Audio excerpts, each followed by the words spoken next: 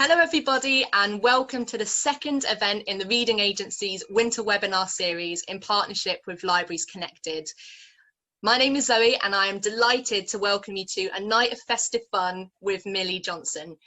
For those of you who don't know us, the Reading Agency is a national charity that's mission it is to tackle life's biggest challenges through the proven power of reading.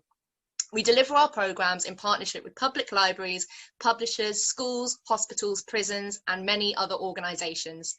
We work with over 10,000 volunteers, and in 2019, we reached 1.8 million people nationwide.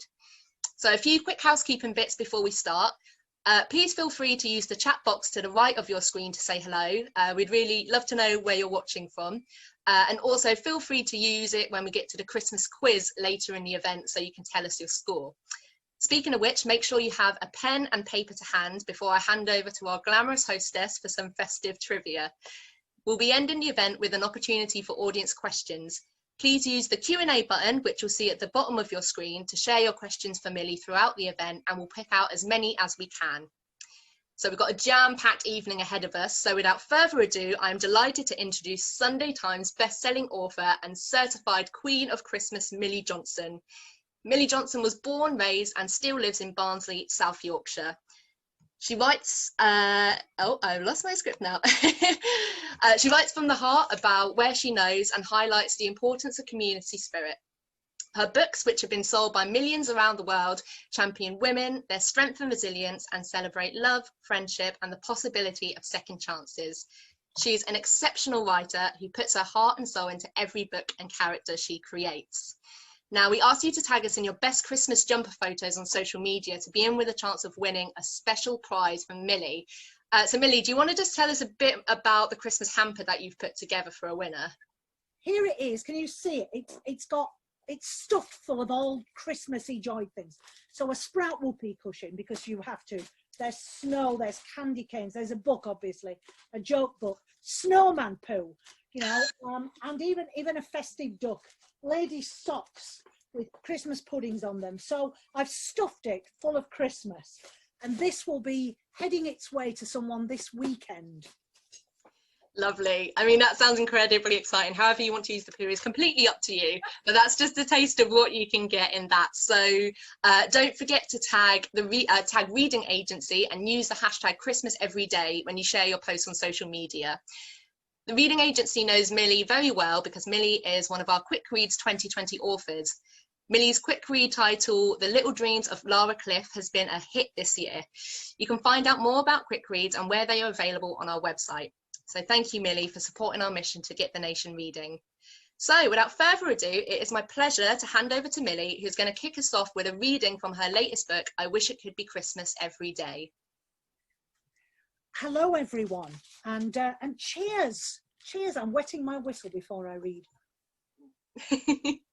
Any excuse. My book, of course, I Wish It Could Be Christmas Every Day. If you don't mind, I'll talk about it a little bit, and then I'll do a reading, because I'll need to explain a couple of things, because I've done a reading before from this book, and I've picked a different part of it. It is a story, and the genesis of this story was that, quite simply, I had the title for ages buzzing around in my head. I Wish It Could Be Christmas Every Day. I thought it was a cracking title.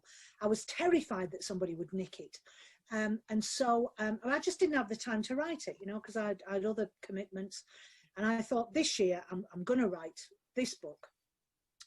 But I didn't have a story to hang on it at all, right up to Christmas. And then, you know, no secret or whatever, I lost my dad at Christmas.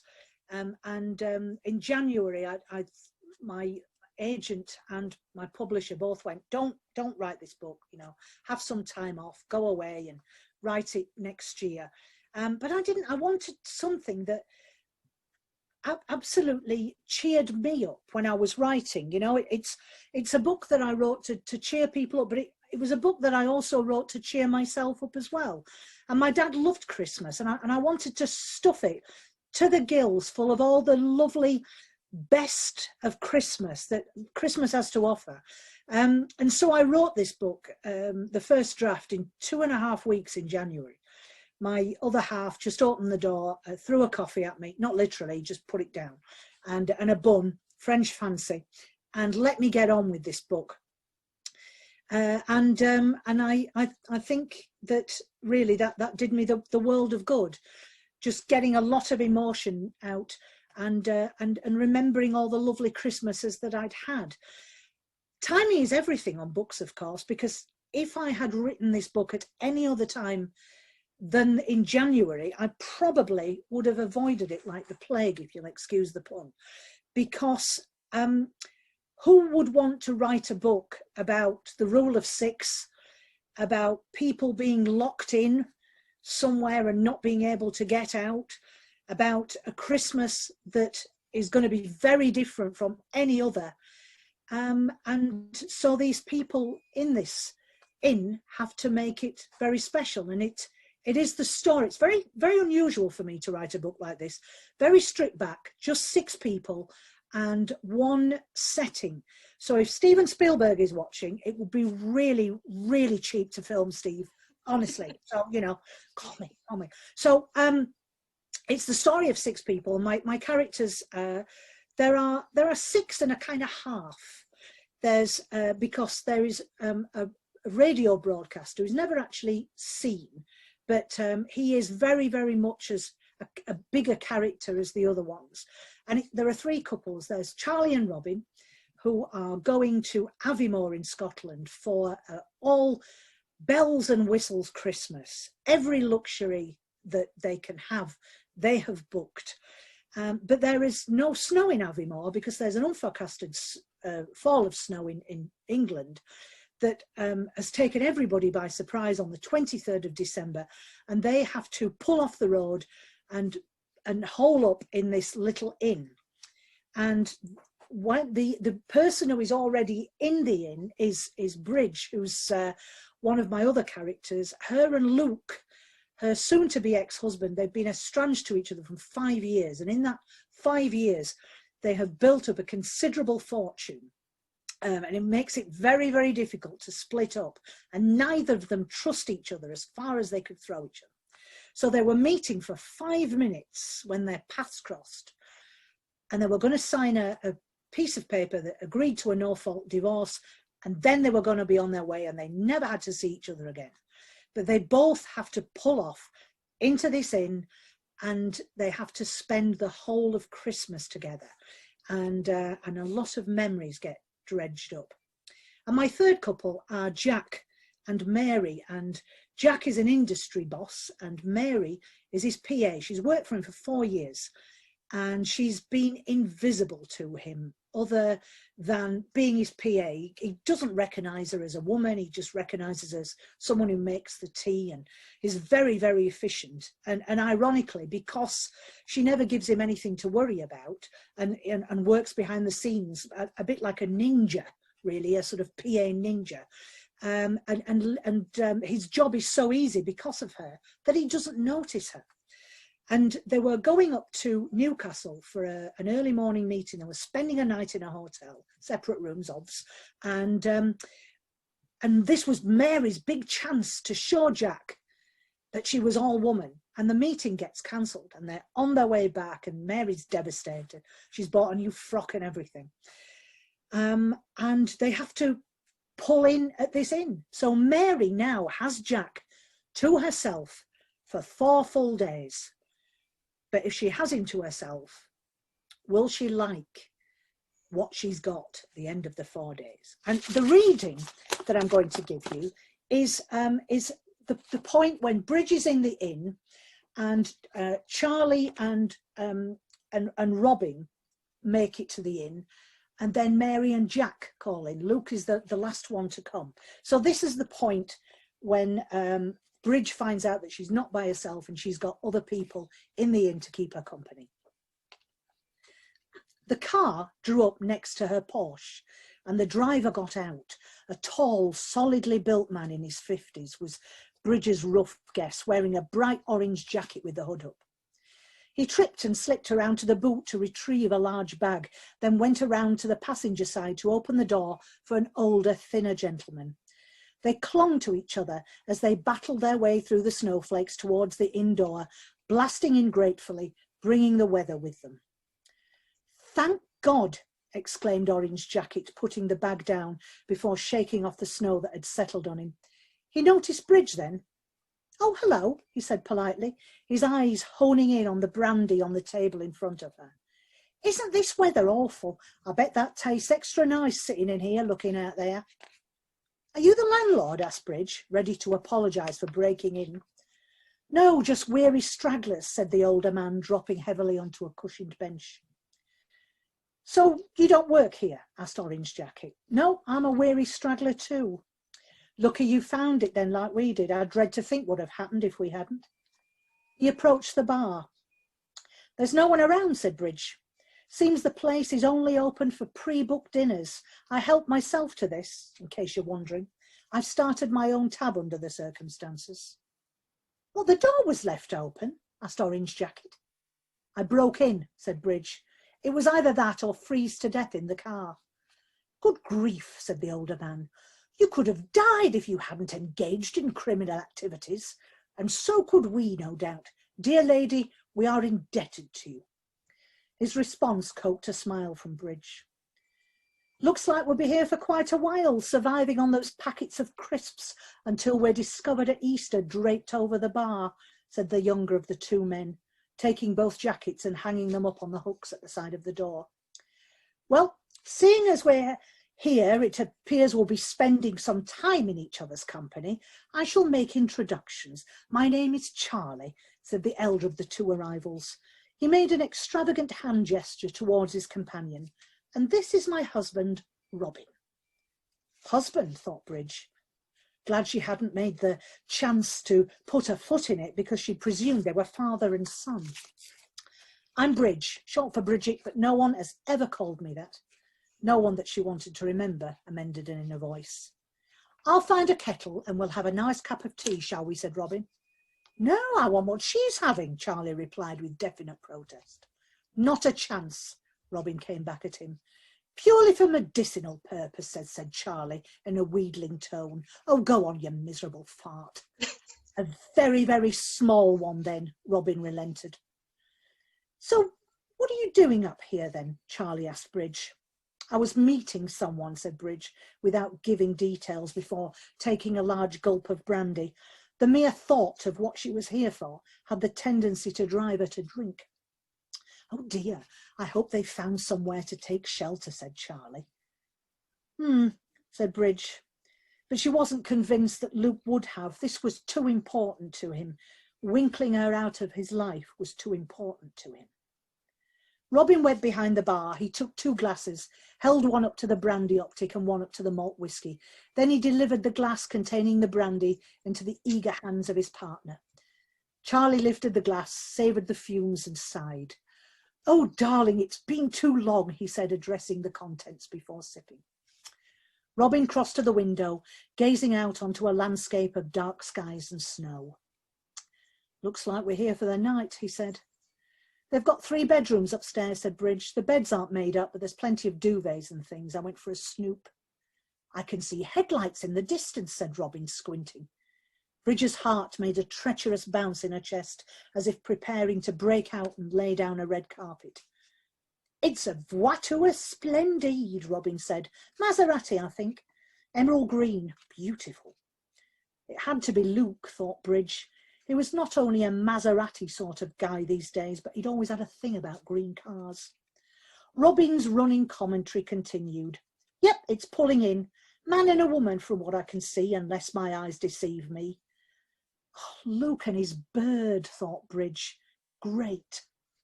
Charlie was fiddling with his phone. I can't get a signal. There's a phone on the bar, but the landline's dead too, said Bridge. Robin left his space by the window to open the door for the newcomers. In rushed a blonde-haired woman, followed by a man and half a ton of snow. The male newcomer had very dark hair, definitely not Luke. Thank goodness this place is open, said not Luke. It wasn't. This young lady had to break in, said Robin. An obvious emergency, said Bridge, quickly in her defence. Oh, it's mad out there, said the blonde, pushing down her handbag and a red suitcase to peel at strands of her long hair that had glued themselves across her pale-skinned, pretty face. Bridge wondered what their relationship was. Brother and sister, friends. She didn't get the couple vibe from them, but they looked good together. "We should hole up for an hour or two until this subsides and then try and get home," said the man, his accent polished, private school confident. "Well, unless home is within skiing distance, I wouldn't bet on it," said Charlie. "I think it's wise to presume you're here for the night with us." "I'm Charlie, my husband Robin over there, and this is our new friend Bridge." "Jack and Mary," said Bridge, liking how their two names sat together in a bracket. "Hello," said Jack, in the manner of someone who thought introductions were unnecessary because he wouldn't be there long enough for them to mean anything. "You certainly won't be going anywhere for a while, so I'd take your coat off if I were you and relax with us," Charlie continued. "The snow is here to stay, and I imagine a road like this would be way down on the pecking order for gritting. There's no light coming across from those cottages over there, is there?" "They're all empty," said Bridge. "I walked across before I took a screwdriver to the door lock." "No one." "Then there's no chance of them clearing round here, is there?" Robin surmised. "Well, I have a meeting I can't miss tomorrow lunchtime," insisted Jack. "Well, you better pray for a quick thaw, mate, or an AA man driving chitty chitty bang bang." At the rate the snow was falling, Robbie thought that the second option seemed the more probable. "We're supposed to be halfway to the Cairngorms for Christmas by now," said Charlie. "Five-star hotel and all the snow you can shake a stick at, except there isn't any up there. It's all down here. The world's gone insane." "I thought everyone was more worried about global warming than this sort of thing," said Mary. "I could do with a bit of global warming now. It's not very warm in here," said Charlie. "Anyone mind if I light the fire?" Robin said. A general rumble of, "No, go ahead." "Thank you," said Robin. "So there's no landlord here then?" said Jack. "Not unless he's hiding," replied Bridge. "I gave this place a once-over when I arrived, apart from the cellar. But I shouted down and there was no answer. In short, there's no one here but us chickens." There you go. Thank you so much, Millie. That went on for ages, didn't it? It was longer than the book. No, absolutely. I think that was a really lovely section to start with. I recently read I Wish It Could Be Christmas Every Day. I've got my lovely hardback here, and I completely fell in love with the motley crew of characters that you've created. But my favourite, though, has to be Charlie, the eccentric elderly gent with an inspirational quote for every occasion. So I think now you're actually going to go through some of Charlie's kind of life hacks for living well, which are his kind of his mantras that he lives by and imparts on to all the other people in the inn. Yes. I'm going to do a couple of them because I don't want to give them all away.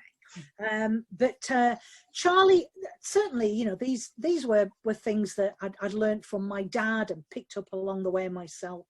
And his first one, his big one, I think, is that ships aren't meant to sit safely in harbours. That's not why they were built. And whatever he says, these little mantras, they all mean things to the people in the inn. They're almost as if Charlie has saved them up and delivered them gift wrapped to the right people for whom these will have a massive impact on their life.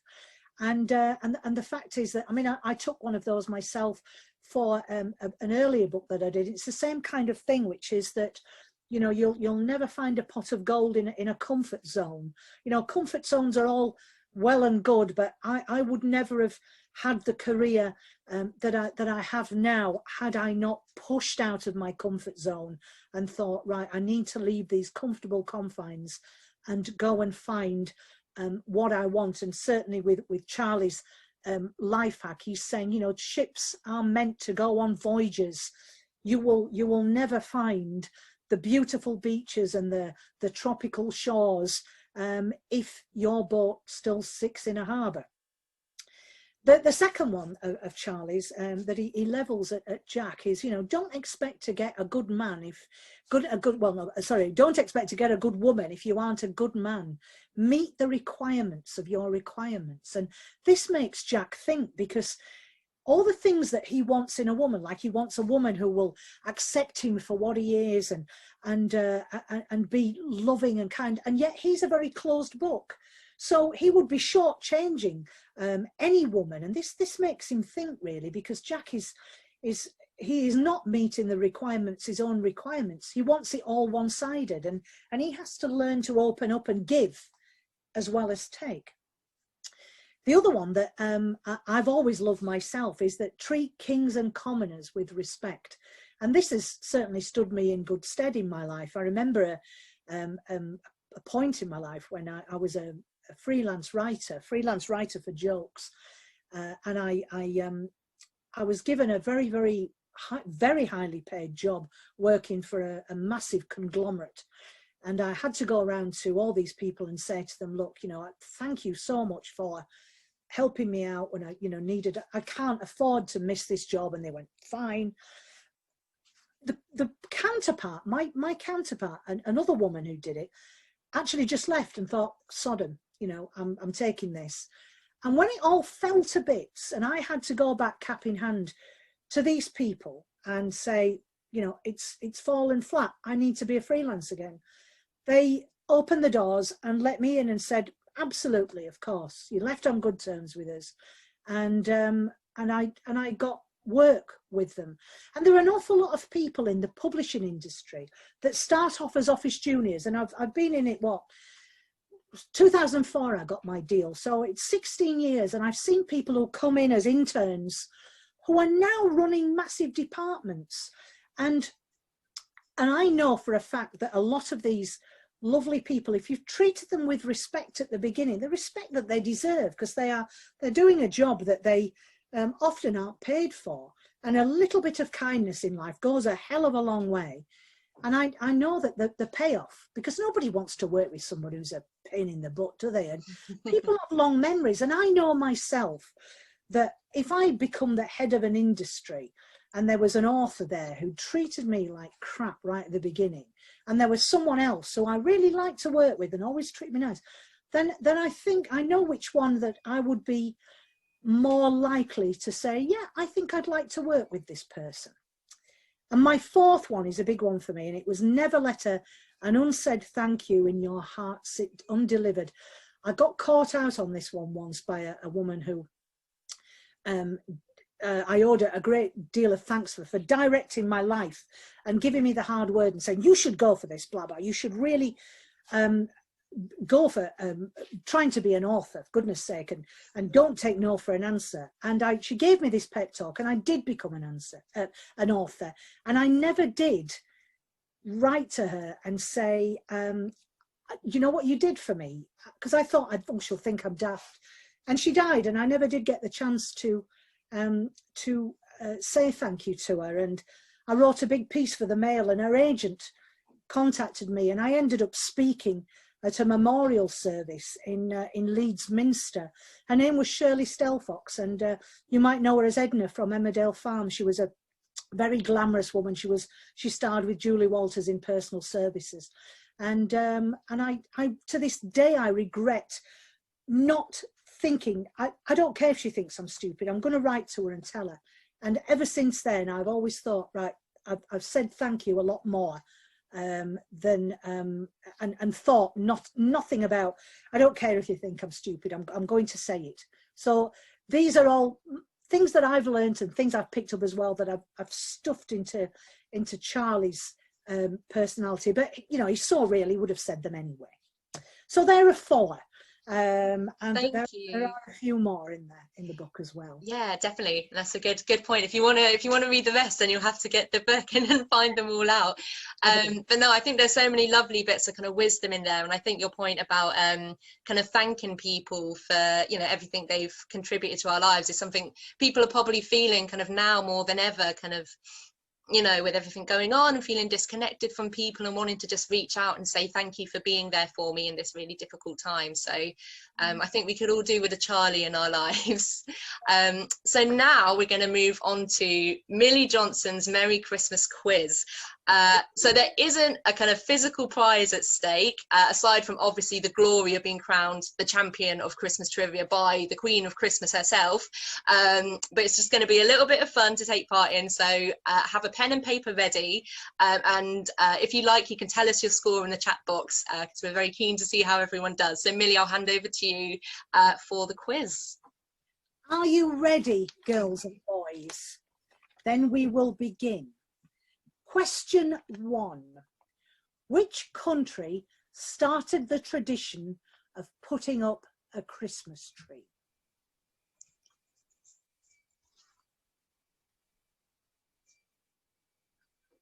Two. In what year was Mariah Carey's All I Want for Christmas Is You released? You know the one. I don't want no, no, no, no, no, no, no, no, no, no, no. All I want for Christmas is you. Right. Think of what you were doing when that was out. Number 3. What song was the Christmas #1 in 1987? I'll give you a clue. It wasn't a sort of Christmassy song. And it was a cover. No Googling. Number 4. What traditional Christmas decoration is actually a parasitic plant?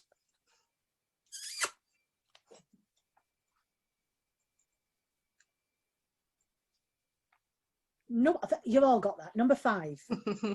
What well-known Christmas carol became the first song ever broadcast from space in 1965? It's a sort of soundy one. Number 6. The movie Miracle on 34th Street is based on a real life department store. What is it? It's not Pound Stretcher. Be great if it was, though. Yes, would be. So what's the store on Miracle of 34th Street? You know, where Kris Kringle becomes the Santa. I can't watch that bit where he talks to the little deaf girl without crying at us. You know what? It's a film I haven't actually seen. Oh, it's awful. There's loads of variations. You have to watch the Richard Attenborough one. And it's just worth watching even for that scene. It's gorgeous. Right, sorry. Number 7. How many people visited London's Winter Wonderland in 2019? I said London then, like Uhtred did on Last Kingdom. How many people visited London's Winter Wonderland in 2019? Take a stab. Round figures. Right? First figure that comes into your head. Number 8. In which country is eating KFC a Christmas Day tradition? In which country is eating KFC a Christmas Day tradition? You either know that or you don't. In which, number 9, in which UK city are mince pies most heavily consumed? In which, this might surprise you, in which UK city are mince pies most heavily consumed? And you can get a bonus point and win absolutely nothing for answering how many mince pies were estimated to be consumed across the whole of the UK last year. Have a guess. You can treat yourself to a mince pie if you get that one right. Yeah. Number 10, a multiple choice. In the US, what sends nearly 15,000 people to hospital each Christmas? Is it A, Christmas crackers? Is it B, Christmas decorating? Or is it C, gout? Or which is it? 15,000 people in the US go to hospital every Christmas. Christmas crackers, Christmas decorating, or gout? Number 11. Finish the lyrics. When the snowman brings the snow, well, he just might like to know. Right? And guess which song it's from? The book should be a clue for that. The big clue. So when the snowman brings the snow, I'll lead you in with the song, and then it might just, well, he just might like to know. Right? That's better than the original version, actually. I think so. Get some Veet on my face, otherwise I will end up looking like Roy. A little story about Roy Wood. I wrote to Roy Wood when I wrote my book, because I thought, I don't know what I thought, oh, you know, it was serendipitous that I actually found out where his address was. He lived down the road from my mate in this pub. Oh, wow. I wrote to him and thought, oh, you know, he'll write back and he'll have me on top of the pops or something. And he totally ignored my letter, so there you go. It's an anticlimax. Number 12. This year, Boris Johnson described Christmas as the season to be jolly what? So he said, be jolly. What was the word? Jolly. Number 13. If somebody asks, would you like a milk punch? What can you expect to be given? A milk punch. What's that?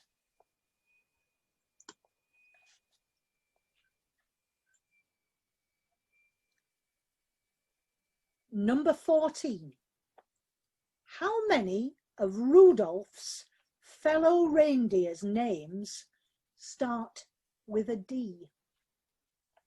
Do you know what they are? How many of Rudolph's reindeer's names start with a D?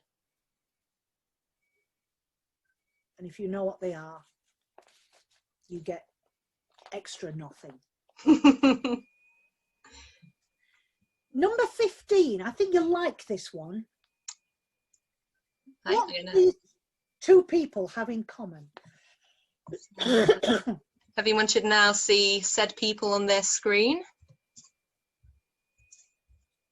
What do these two people have in common?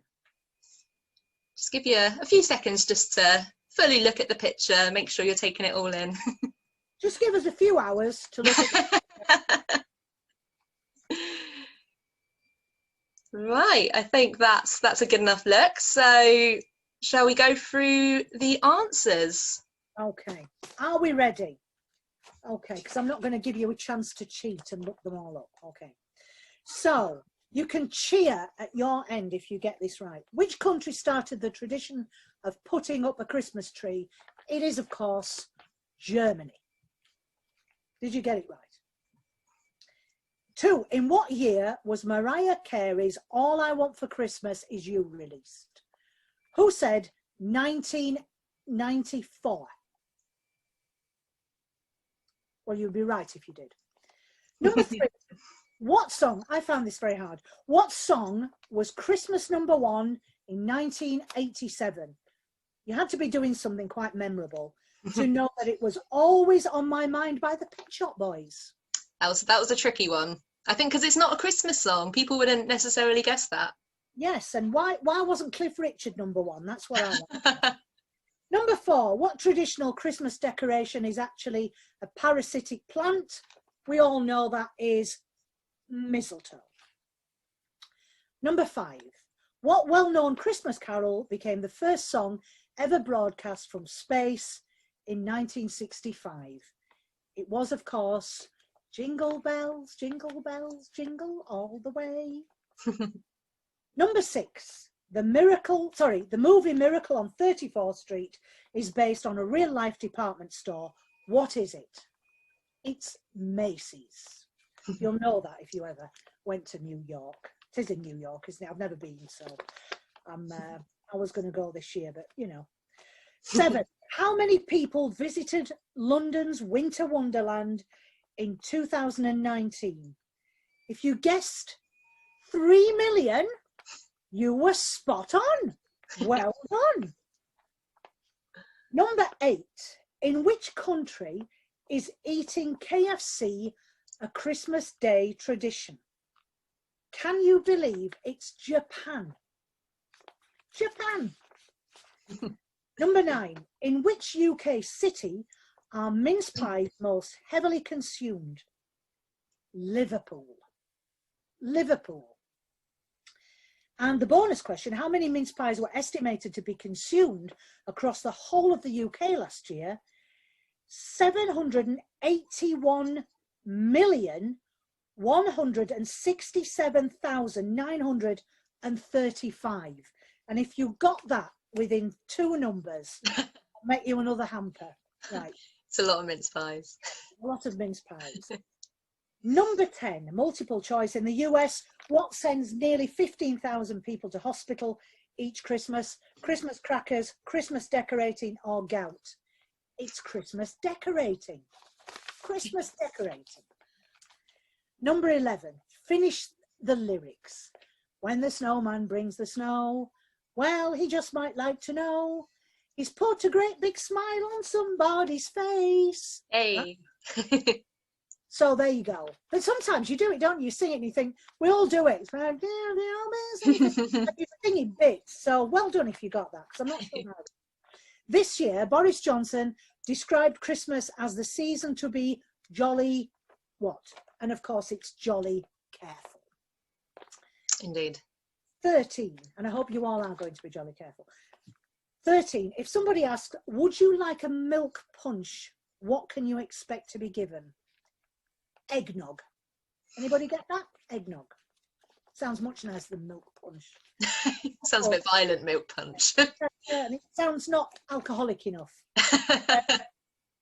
14, how many of Rudolph's fellow reindeer's names begin with D? 3. Dancer, Dasher, and Donna. Okay, did you all get that? Dasher, Dancer, and Donna. 15, what do these 2 people have in common? Mr. Sixpack and Mr. Santa? They have both, of course, been advertising Coca-Cola on adverts. So who got that? Or who was just blind and didn't bother? Who forgot there was even a quiz going on at that point? What quiz? What question? So there you go. And I'd be very, very interested to see, as you said, both called Nicholas. Oh, but do you know, that was hard. So it was really hard. And there were some hard ones in there. I've definitely learned a lot from hearing that quiz. I know a lot more about Christmas now than I did before. Oh, people are sending their scores. We've got a few 7s and 9 from the Norfolk coast. Big knowledge of Christmas there. Brilliant. Absolutely fantastic. Oh, great. Well, thanks for taking part, everyone. I hope it was fun. So now, Millie, before we move on to some audience questions, I have a little quiz of my own prepared for you. So I've lined up some kind of quick fire questions, and all you have to do, I'm going to give you 2 options for each question, and all you have to do is tell me which is your favourite one out of those 2 things, and they're all related to Christmas. So, first of all, mulled wine or Bucks Fizz? Oh, mulled wine, no question. Oh, I'm more of a Bucks Fizz person myself. Well, Great at 8:30 in the morning on Christmas Day. Well, I have mulled wine at 8:30 in the morning. Oh, each to their own. There are rules. Is there a clock at Christmas? Okay, mince pies or a box of Quality Street? Oh, yeah, I would say mince pies, because it used to be with Quality Street. I used to just take the top off and drop my nose into it, like a sniffer dog. There was smell of Christmas, but no, they I think do. Mince pies. Good choice. Giving or receiving presents? Oh, absolutely, receiving them. You know. I love the honesty. No hesitation. Yes, I really love giving more than receiving. No, I don't. Bring on the presents. I have to agree with you there. I do like giving them, but I, like to see people's faces. But my other half is really good at presents, and so yeah, bring them on. Well, that's a great balance then. If you love getting them and he's really good at buying them. Yeah, it's a match made in heaven. So Christmas dinner or Boxing Day leftovers? Oh, I like both, but I like Christmas dinner. Yeah, I like Christmas dinner. Although I do like the Boxing Day mashup. But if you had a gun to my head, Christmas Day dinner. I love the whole thing about Christmas, and then my job, once that is on the table, then my job is done because the family do all the washing up. And are you the cook in the house? I'm the cook, yeah. I'm a control freak in the kitchen. So yeah, Christmas dinner. Yes, definitely. Lovely. I have to say, all the scenes in the book describing food and people cooking, I just love those scenes because you can just smell everything, and it's also like you can just picture it all on the table. I love the descriptions of food. Okay, so in the book. Right, okay, sorry, go on. Oh no. So next one, a white Christmas or a beach holiday? Oh, white Christmas, no question. White Christmas. Christmas films or the Queen's speech? Christmas films. Christmas. Good choice. A post-lunch walk or snuggling up on the sofa? Snuggling up on the sofa. I don't want to move anywhere.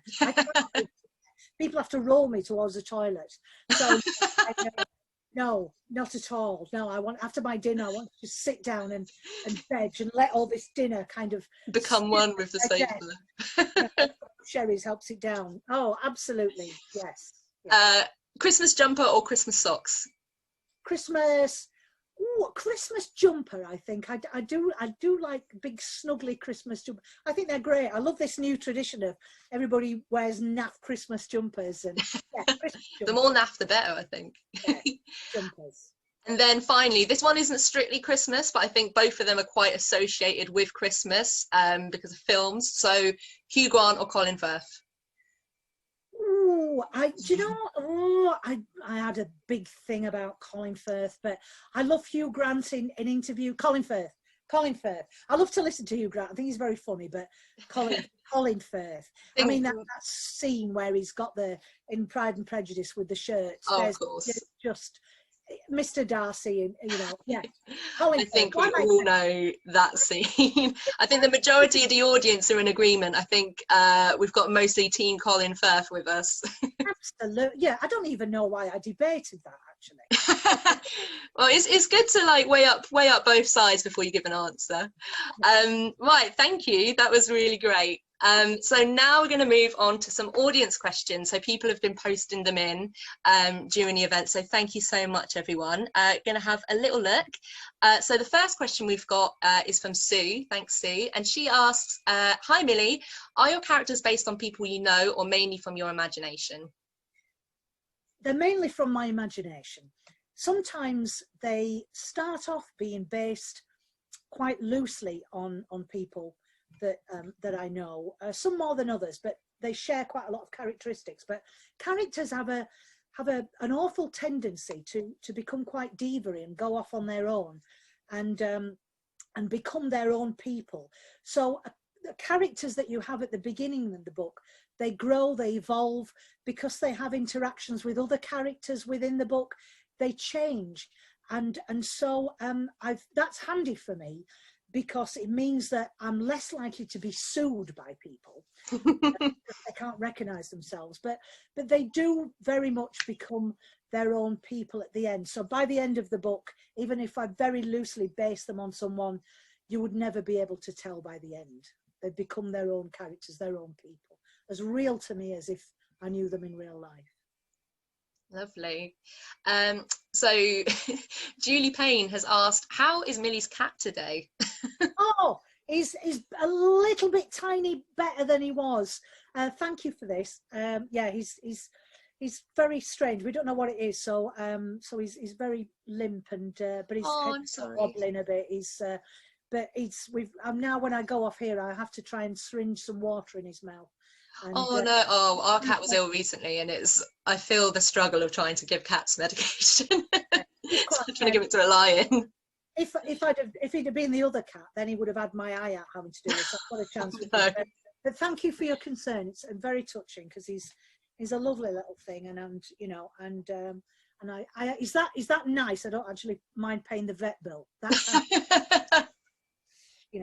Oh well, I really hope he gets better soon.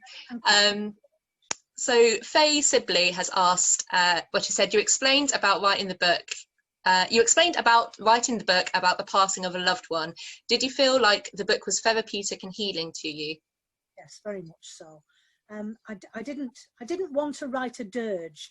I didn't want to write about my dad dying and all this, and so that in the book I do touch on dads who have gone, but I wanted to kind of celebrate what lovely dads, lovely parents can be. We are not the sums of our parents, but if you've had a lovely parent who's guided you, then I kind of wanted to pay homage to that. And quite luckily for me, I hold an auction every year for someone to name a character in one of my books, and the guy who won the auction wanted a character named after his dad who had gone, and so I could really let myself loose with lovely dads in the book, you know. And I felt very much as if my dad was part of this book, and as I say, he loved Christmas very much, so I wanted it to be a really jolly book. And I've had some lovely Christmases with my dad, you know. And that's what I wanted. I didn't want to go down the, oh well, he's not here anymore, blah blah route. I wanted to just revisit all the lovely things and all the wonderful things he'd done, and kind of weave all that into the book. Yeah, I think that comes through really, really strongly in the book as well. So this isn't a question, but just a really lovely comment from Jackie. So she says, hello from Dunoon in Scotland. She says, I'm 3/4 of the way through the book. It is a delightful, very moving read and filled with so much love and wisdom. I can understand it must have been somewhat cathartic for you. For me, very poignant, as my husband died on the 22nd of December many years ago. But the conversations in the book are so real. I love that there is so much humour woven through the story. I just wanted to say thank you for something which has so touched me. Oh, it's the conversation with Charlie and Robin about him saying, you know, I want to talk to you about, you know, what's going to happen, blah blah. My dad tried to have this conversation with me, and I went, no, big regret for me that I never had that conversation again, you know. And so as I say, it was cathartic because I had to work quite a bit out. But part of me saying, well, if you had this conversation with your dad, maybe you would never have written that scene in the book. You know, sometimes things are meant to be for a reason, and people have written to me since I've written this book and said, do you know what, I've had this conversation with my family, and we did it, and it wasn't half as bad as I thought it would be. And I've done that, you know. My book has made people have that conversation, and I'm very proud of that. You know, I'm very proud of it. Yeah, definitely. Yeah, and that whole conversation between Robin and Charlie is, I think, one of the most moving sections of the book, and I'm sure it's kind of really touched people in a really kind of strong way.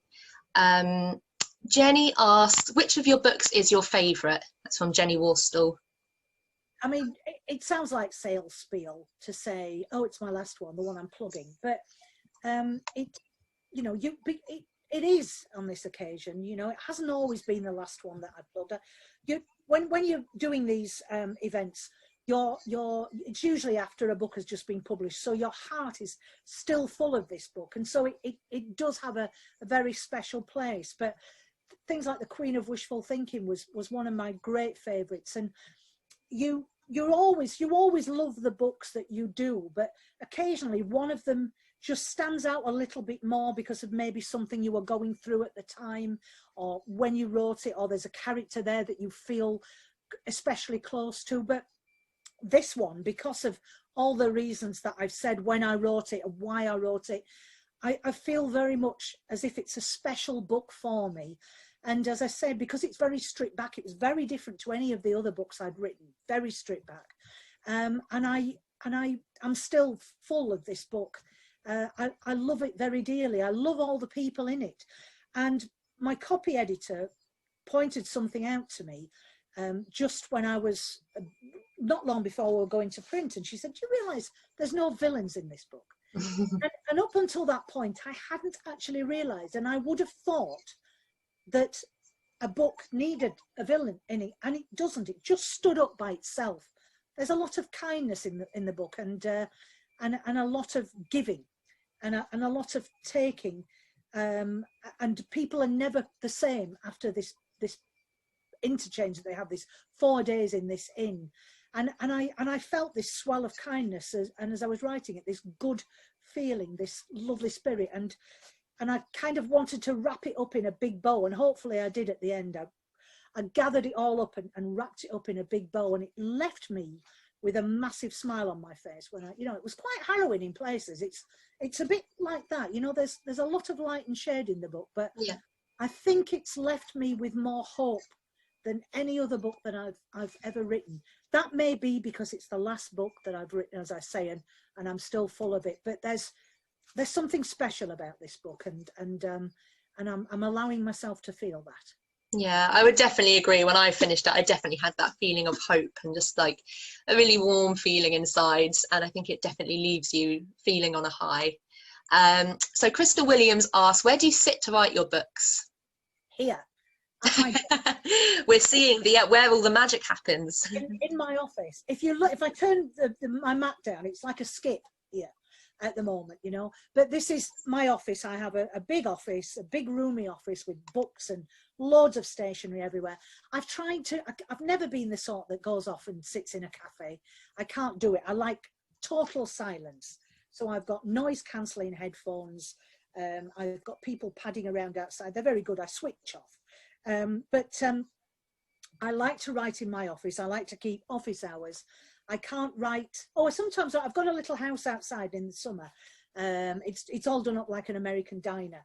And sometimes I go and sit there and have the doors open and I'll write on my iPad. But in the winter months, I'm here with the next to the radiator, and it's usually with a big cat sat at the side of me here. I like that. I like the company of an animal. So in my office. Nice. Samantha White asks, do you feel where you live inspires you in your writing? I ask us, up until 5 years ago, I lived in Barnsley for 16 years, but moved to the northeast. Your early books mentioned the areas around Penistone and Barnsley, so it's lovely to reread them and reminisce. And obviously the location in the book is a big part of that. So yeah, how does that inspire your writing? Well, because I came from Barnsley, I've got a career, quite simply as that, you know, because I came from Yorkshire. When I first started writing, I didn't think that books in the north would be very popular. Of course, you've got Catherine Cookson writing historical novels, but oh well, she'd gone by then, you know, but she'd written all these books, but nobody else was kind of really writing about the north that much. So my books were all set in a no man's land. To cut a very, very long story short, I ended up being sacked by a Yorkshire firm because they said that I basically had a common accent. They said that my accent was better suited to a textile industry where I came from. And that made me, it galvanized me, I think, to think, well, I'm going to set my books in Yorkshire, you know, just to be sheer bloody minded.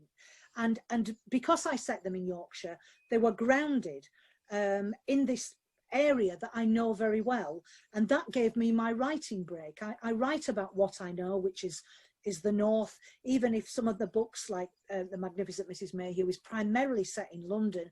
There is a very, very strong Yorkshire connection, and because I came from Yorkshire, and because the people of Yorkshire have been really supportive, wonderfully held me up on their shoulders, I have the career that I've got now, writing about Yorkshire, and people have appreciated the fact that I've shown up Barnsley and Yorkshire to be as it is, and not as some people want to paint it, being a bit of a grim industrial town. It's not. It's lovely. It's had a renaissance, and we're working very hard at it. Barnsley is one of the few places in Britain, I don't know of any others, who's knocked down their library, built a college, and then built a massive multi-million-pound library back in the city, in the town centre, when other councils were pulling them down for fun. And I love where I'm from. But you know, I've got friends like Sean Dooley, the actor, who lives in London because he has to be in London for his work. That doesn't mean to say that if I ever moved away, that I still wouldn't be a Barnsley lass, that I still would write about Barnsley. You know, I was born here, and I'm from here, and it doesn't matter where that you go in the world. You know, it's where you come from, and that respect that you've got for your hometown, which I do have for mine. It's given me everything I've ever wanted. Absolutely. No, I think that's really lovely, and I think we can all take a leaf out of your library's book. Yeah, pun not intended. Quite proud of that one. Danielle Philpott asks, would you ever write in another genre? So obviously you are renowned for being a writer of romantic fiction, but would you ever veer into a different genre? Oh, I keep getting asked this one, and yeah, I would I am writing a crime book. I would never abandon the career that I've got, because I'd be an idiot if I did that. You know, I'm sailing very high on my books, and I don't want to. I enjoy writing them, but for a long time I've had the urge to write a crime book, a few crime books actually. So I thought, yeah, just do it, and I'm on with it. I've got my main book to do for next year, of course, but I'm writing it on the side, and I'm really enjoying it. It's a total palate freshener. You know, I sometimes write poetry, and again, it's writing something different to how you usually write. And it's even if you're writing yourself, if there's any writers out there, writing in a present tense or a first person, if you usually write in the third person, just taking a different slant on it kind of really injects your writing with a bit of life and a bit of freshness. And I would recommend anybody to have just even if you don't write very much of the book, just write an opening chapter of something that you don't usually write, a horror or a sci-fi or something. I'm really enjoying myself. Yes. Great. Well, excited to see that book. So I just had one more question, and this is actually a question that I wanted to ask. So if you were to be trapped in an inn over Christmas with 3 people, either, you know, people you know in real life or yes, celebrities, who would you like them to be if you could just pick 3 people to be stranded with in an inn? Well, let's pretend that I don't say the other half and the kids, right? So pick somebody else. I'd pick my mate Debbie Johnson, actually, who is my sister from another mother and father. She lives in Liverpool. She writes the sort of books that I write. They're very, very heartwarming. She writes beautifully. She writes so much better English than I do. And she's great fun. She's one of those people you can really let your hair down. You can say what you like to her. You're not frightened of taking, you know, proper mate. And then Liam Neeson, because every time I see him interviewed, I just think, oh, he's been a big heartthrob of mine for so long. And I find his voice beautiful to listen to. I could just shut up, which is a big thing for me, and just let him talk. And if I invited Debbie and Liam, if I invited Debbie, I'd have to invite, Daniel Craig for her, because she would never forgive me. She wouldn't talk to me if I didn't invite Daniel Craig for her. So we'd have a nice little foursome. There'd be Debbie, me, Liam and Daniel. So there you go. Great. I think that sounds like a great combination. I can't imagine what you'd all get up to trapped together over 3 or 4 days. Either. Right, well, I think that brings us to a close. So thank you so much, everyone, for joining us this evening. It's been absolutely wonderful having you, Millie. And thank you for bringing us so much needed Christmas joy. I'm delighted to share that the next event in our winter webinar series will be with the award-winning publisher of diverse and inclusive books for children, Nights Of, and that will be in January. So make sure to follow us on social media at Reading Agency, or head to our website, readingagency.org.uk, for updates on that. After the event, we'll be sharing a very short feedback survey, and we'd really appreciate you taking a moment to complete it and let us know what you thought of this event. And lastly, you can buy I Wish It Could Be Christmas Every Day from the Reading Agency's page on bookshop.org, or you can borrow it from your local library by visiting their website or by using the Borrow Box app. And that brings this evening's event to a close. So thank you so much again, Millie, and also to our partner Libraries Connected, and to all of you for joining us this evening. So stay safe, everyone, and we hope you have a lovely Christmas. Very Merry Christmas. Bye, everyone.